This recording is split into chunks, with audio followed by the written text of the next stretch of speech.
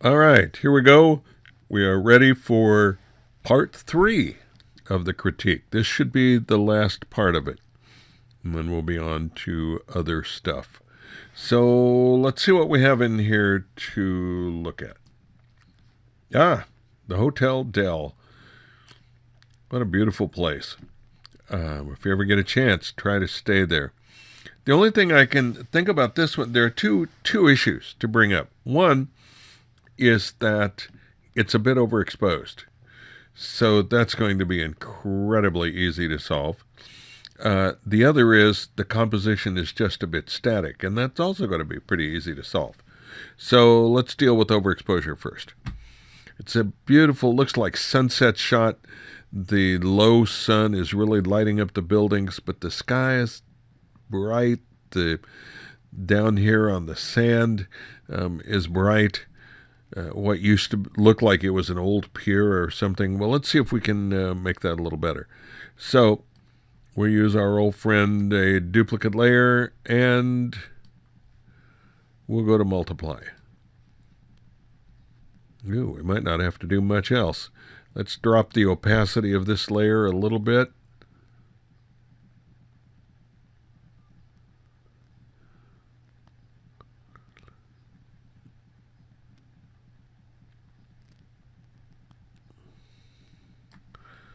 All right, that may be it. Oh, and that, of course, points out one other issue with this, which is this sensor dirt issue that we'll have to take care of, but we'll do that in a minute. So let's take that. And before I go on, I want to see the sky as kind of a single tone, so I'm going to get rid of that. We'll go over, pick up the spot healing brush.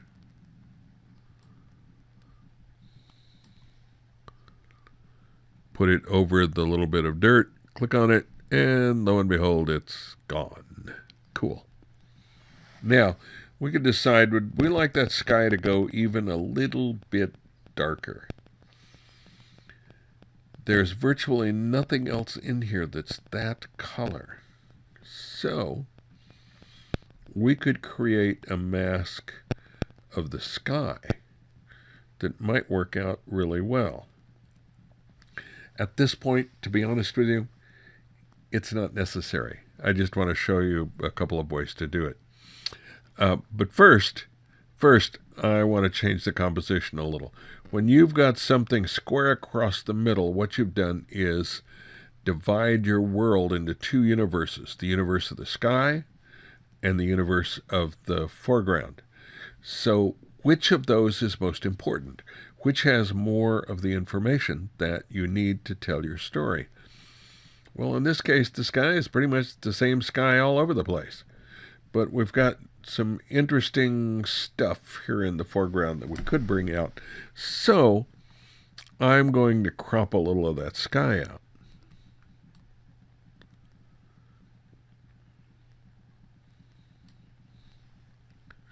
This is all pretty much the same. Now, interestingly enough, from the rule of thirds standpoint, we've put the little roof on the dining hall right in the middle of that thirds breakdown. So that's pretty cool. That works fine. So let's take it. Now let's see if we can take that sky down a little. Without really ruining it. The problem we have here is I've required from you a low res image. And that means that on a sky that has this kind of variegated color, if I try to use the luminosity layer that we've used in other scenarios, it's going to seriously pixelate this. So I'm going to attempt a different approach, and we'll see how it works. I am going to make a duplicate layer just to make sure we've got it. And I think I'll work on this lower layer. I'm going to go to channels. And now let's look through here. What I want is to find a channel that really seems to separate out that blue. Oh, look at that. That one's perfect. I'm going to make a duplicate copy of that channel, because if I mess with the real channel, then I'm really going to screw things up, and I don't want to do that. So what I want to do is bring up that white just a little, because I want to be able to separate it out from other tones. May not have to do much. It is pretty white all on its own. Okay. Now, what I want to do is come over here to the magic wand. I want to click into that sky. Well, that's giving me white everywhere. I don't want that.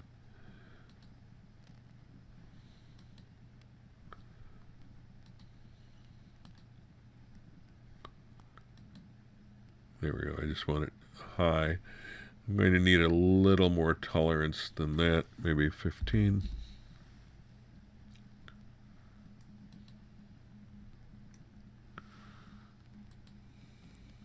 Okay. Cool. Now, it did not pick up down in here. If I hold down the Shift key, I can add to some of that.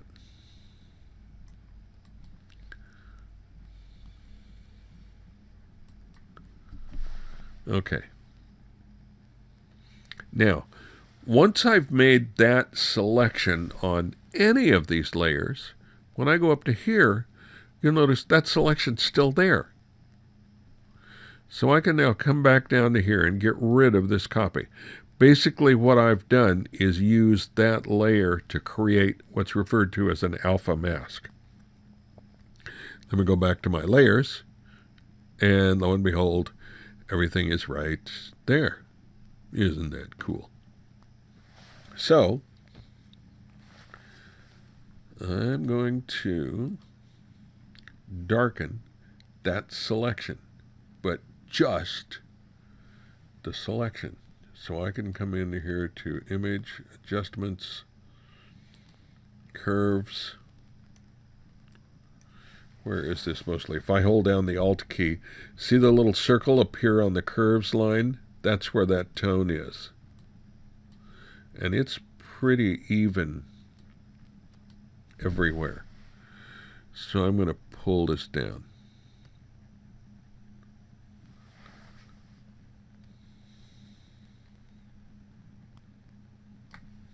We'll say okay. Now, what I should have done, but I'm not going to take the time to go back and do it, is I should have selected these areas between the trees as well, so that I caught that. But I think I can make this almost work anyway. We're about to find out. So I'm going to go ahead and get rid of that selection. And if you look close, you can see that I've left a little halo around there. Let me go back, reselect that, and now I want to tell this to grow. I'm going to come back after I did the, before I did the curves. And I want to tell this selection to grow. That's going to bring it a little bit closer. And I want to expand it maybe 5 pixels. This is going to depend on the resolution of your image. I'm guessing at this, so we may need to play with it. Again, I should come in and pick up this area between the trees, but I'm not going to worry about it right now. I'm going to drop that expansion back a little. Select, modify, expand. Let's make that 2 pixels. And that's mostly because of this low. There we go. That's a little better. Now, when I come in and do my adjustments, I shouldn't get quite as much haloing around things.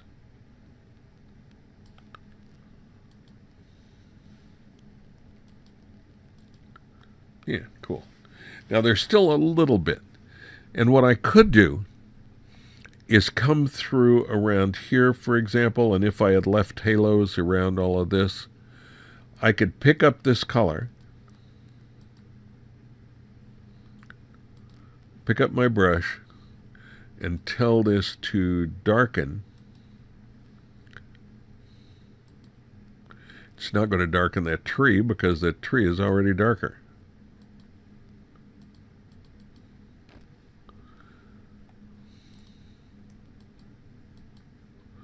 And I could come in and start picking out these areas. You notice it's leaving the tree because the tree trunks are already darker. If I have a little halo here, I can come and just run that along the edge and the halo's gone. So with that, I can now create that kind of sky. And because of that, I can now vignette that a little bit. I didn't need this other layer, but I do need a duplicate of this, so I'm going to run there.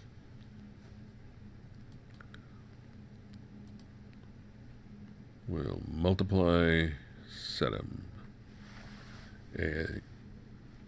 Mask, hold down the Alt key.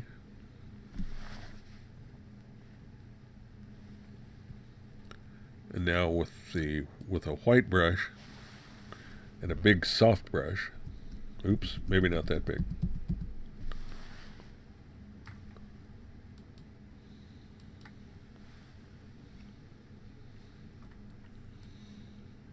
And not that hard. Here's where I love the undo tool.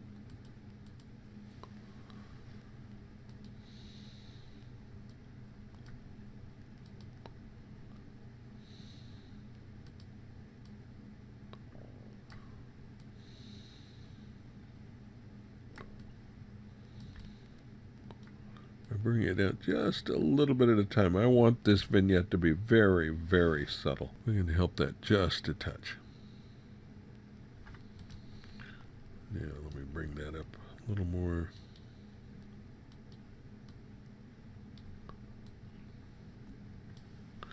It's probably as dark as it's going to let us get. So now we have, if we look at our original, we went from that to that. And we could play with all of these steps a little if we chose. Okay, let's grab the next one. Wow, almost monochromatic. When I first saw this, I thought it was black and white until I saw the one person apparently asleep in his chair in here. The exposure is virtually dead on. I think the only thing I would do with this perhaps is crop it a little bit. Our real picture is in here. All of this is supporting. The emptiness actually is helping to support this whole picture. So I don't want to get rid of a lot of it, but I would want to emphasize this a little. So I think probably the only thing I would do to this is come in a touch.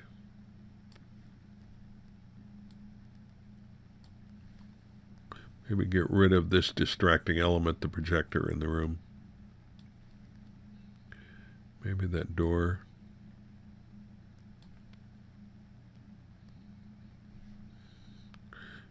Be nice to get rid of the alarm, but I could always clone that out if it was a big deal. And I could clone out the top of that sign, the clock, if it was a big deal.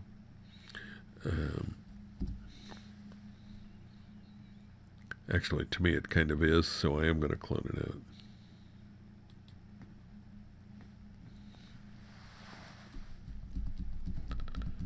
Make a fairly small brush. When you've got a line like this, it's perfect. Make your clone stamp right on that line. Click. Now you've got to be careful when you put it in. I'm being marginally spastic at the moment. and I missed that line, but we'll go ahead and complete it out.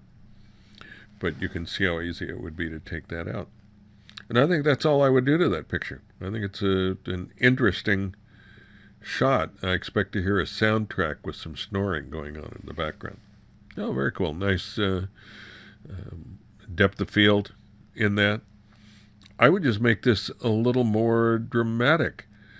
And what would be the best way to do it? Let's make a duplicate layer, and we'll try it. When in doubt, try something. If it doesn't work, you don't have to take it. That's the wonder of Photoshop. So what happens with a soft light? Oh, that's not bad. Overlay is a little too much. Although we could use that and with the opacity bring it back. What if we darken the whole thing with the, oops. What if we darken the whole thing with the multiply? Well, we could go back in now and pick out these flowers. We could make this really dramatic. The truth is, I would probably use, if this were mine, I would most likely use the soft light version. But just to show what you can do, let's play with this. Again, here's our lighter version underneath.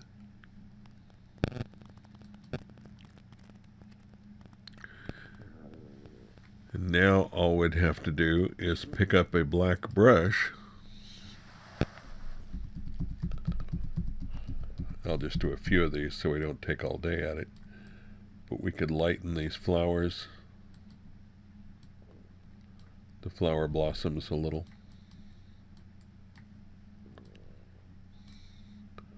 Make them stand out. I wouldn't do it to all of them. You want this to make certain areas jump out at you.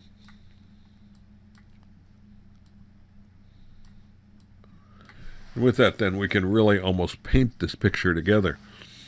And once we'd done that, then I likely would bring this top down a little so we don't have all of this glaring white that isn't doing anything for us. It would take something like that.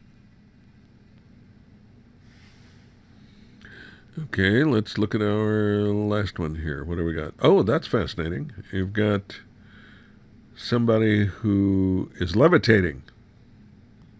Oh, no, he's not. He's on a loose rope. He's balancing on a rope. Our problem here is that the angle here comes the rope from this tree. It's going to this tree, but it's behind his leg. So really all we can see clearly is this side of the rope. It would be nice if you had moved around just a little so we could pick up the other side of this rope and really see what he's doing. I also would like to light him up just a little bit. So we're going to use our old friend, our layer mask. We'll make a screen.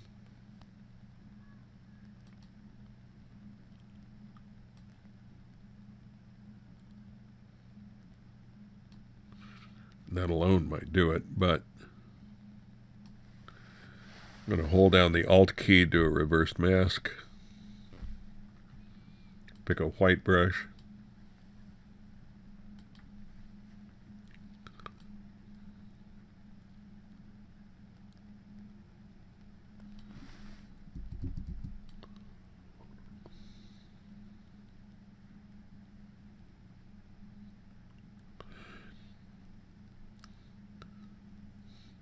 And now I overshot him a little here, so I'll use the X key to go back to a black brush, and I can paint that back.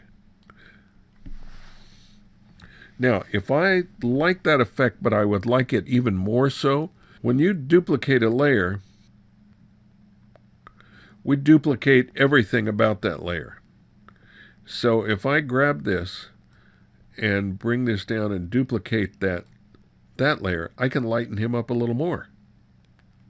The background stays the same because, as you can see in this the little thumbnail, it's remaining the same as it was on the original shot. So I've got quite a bit of control over all of this. What I also would do, oh surprise, is maybe crop into this a little.